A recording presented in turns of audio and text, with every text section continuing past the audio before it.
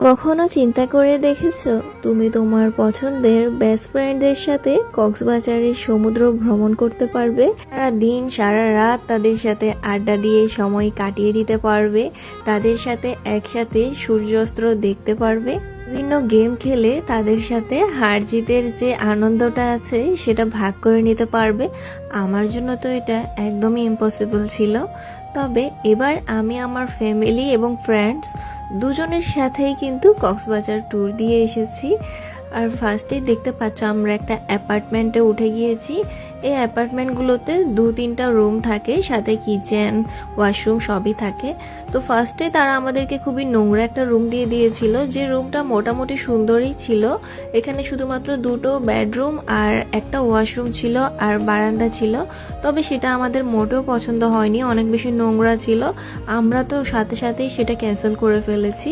তারপরে তারা আমাদেরকে সবচেয়ে সুন্দর আর একটা অ্যাপার্টমেন্ট দেখিয়েছে। এই অ্যাপার্টমেন্টটা দেখার পর আমরা পছন্দ করে ফেলেছি।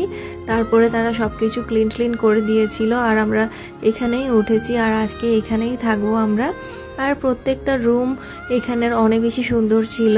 এটা 3 বেডরুমের একটা অ্যাপার্টমেন্ট ছিল, সাথে লিভিং রুম আছে, কিচেন আছে, ওয়াশরুম আছে আর সুন্দর সুন্দর বড় বড় 2টো ব্যালকনিও আছে, যে ব্যালকনি থেকে একদম ডলফিন মোড়টা দেখা যায়। খুবই ভালো ছিল এই অ্যাপার্টমেন্টটা। তো এটাতে আমরা উঠে গিয়েছি আর এটার পুরোটা একটা ট্যুর ডিটেলসে তোমাদেরকে অন্য একটা ভিডিওতে দেখিয়ে দিব, প্রত্যেকটা রুম দেখতে কেমন সেটা। আর এই ব্লগটাতে সেটা ডিটেলসে দেখাচ্ছি না। তো আমরা এসে ফার্স্টে রেডি হয়ে গিয়েছি। রেডি হয়ে এবার আমরা লাঞ্চ করতে চলে যাব। আর অনেক বেশি রোদ ছিল। যাওয়ার আগে এখানে আমরা অনেক বেশি মজা করছিলাম আর তোমাদেরকে বাইরের পরিবেশটা দেখাচ্ছিলাম। বাইরের পরিবেশটা কিন্তু মোটামুটি সুন্দর ছিল, তবে এখানে একটু নোংরা টাইপের ছিল পরিবেশটা। তো আমরা বলছিলাম যে এই জায়গাটা যদি একটু পরিষ্কার করে রাখতো তাহলে কত বেশি সুন্দর লাগতো, একদম বাইরের দেশের যে নর্মালি অ্যাপার্টমেন্ট আছে না সেগুলোর মতোই লাগতো। যাই হোক, এখানে আমরা কিছুক্ষণ মজা করার পরে আমাদের যে হোটেল আছে সেখান থেকে ডলফিন মোড়, তো এখান থেকে একটা রিক্সা নিয়েছি। আর আমার ফ্যামিলি যারা আছে তারা অন্য একটা রিক্সাতে ছিল আর আমরা 2-3 জন একটাতে চলে এসেছি। আরও কিছু ফ্রেন্ডস আছে তারা অন্য একটা গাড়িতে ছিল। তো এই গাড়িটাতে আমরা শুধুমাত্র 3 জন বসেছি। তারপর বিচে চলে এসেছি, দেখতে পাচ্ছ। জুতা টুতা খুলে একদম বেঞ্চে বসে যাব। তা আমরা কিন্তু লাঞ্চ করে এসেছিলাম আর যে লাঞ্চটা করেছি খাবারটা মোটেও ভালো ছিল না, অনেক বেশি দাম রেখে দিয়েছিল। তবে খাবারটা ভালোই লাগেনি, একদম অর্ধেক খেয়ে বাকিটা আর খেতে পারিনি আমরা।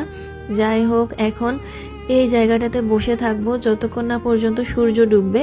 ফ্রেন্ডদের সাথে মিলে আজকে সূর্য ডুবাটা দেখব। আর পাশের সিটেই কিন্তু আমার ফ্যামিলির সবাই আছে, তারা ক্যামেরার সামনে আসতে অভ্যস্ত না, তার জন্য তাদেরকে দেখাচ্ছি না।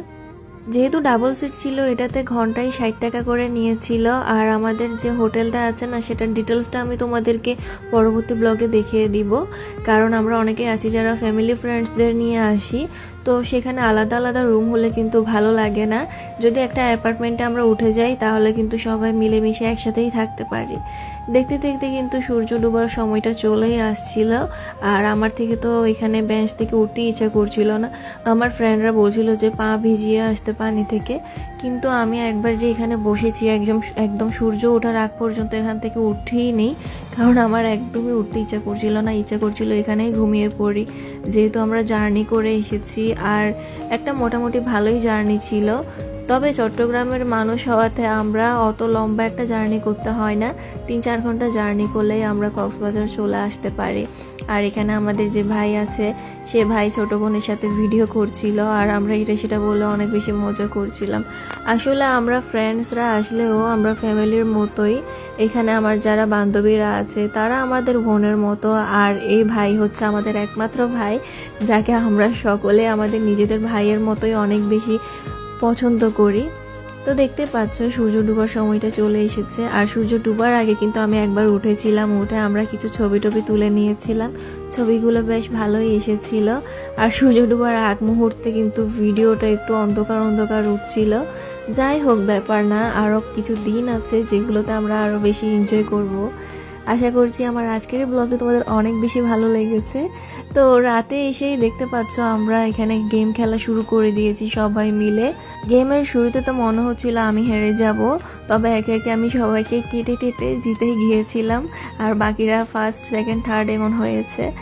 তো যাই হোক, আজকের এই ব্লগটি এখানে শেষ করছি। পরবর্তী ব্লগে কিন্তু তোমাদের সাথে আরও কিছু ইন্টারেস্টিং জিনিস শেয়ার করব, আর যেগুলো তোমাদের অনেক বেশি ভালো লাগবে।